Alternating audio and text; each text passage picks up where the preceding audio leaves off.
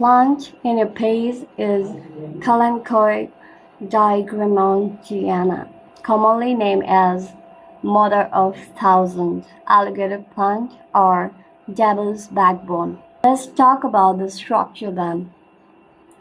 It is a succulent herbaceous perennial that can grow up to 1 meter, that is 3 feet tall, with a single central stem and fleshy elongated leaves measuring up to 20 cm, that is 8 inches long, and 5 cm, that is 2 inches wide.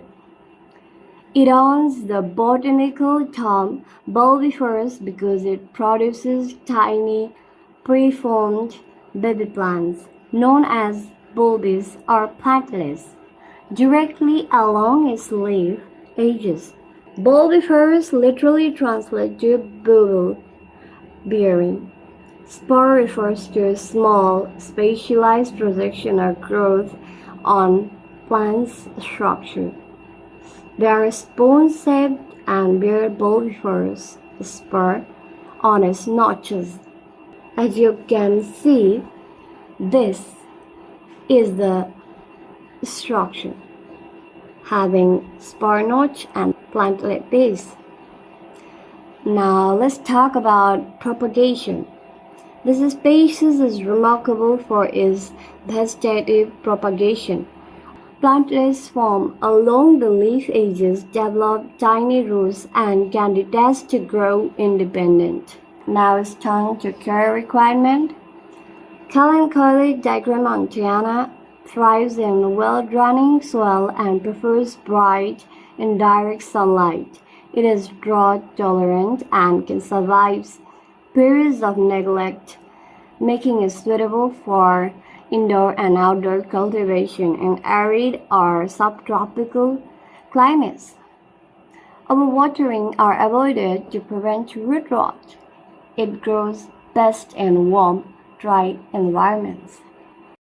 Now let's talk about its habitat.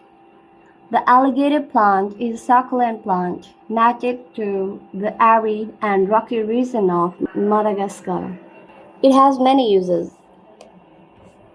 and here are some of them. It is used as ornamental houseplant, grown for its fascinating visual look, featuring a crown of miniature cloning plantlets. Extremely popular among gardening beginners because it survives severe neglect, low water condition, and poor soil. Another one is biological education, used in biology labs to demonstrate asexual vegetative reproduction without the need for flowers or seeds. Now let's go for medicinal values. Lab evaluation confirms that its high tannin and flavonoid content serves as a natural astringent, helping to drive fluid discharge, limit bacterial proliferation, and accelerate skin tissue regeneration. Another is active extract minimize chemical markers associated with swelling and tissue stress. Its historical application in folk remedies for managing joint pain, headache, and rheumatic disorder. Let's go for another. The organic compounds help optimize mucus barrier within the stomach lining, shielding tissue from acidic stress and gastric ulcer, and so on. Now let's talk about the harm. Alligator plant is one of the toxic plants in the world. Let's go through the points. Here, number 1 is narrow therapeutic index. The boundary between a potential bioactive doses and the poisonous dose is dangerously narrow. And another is fluctuating potency.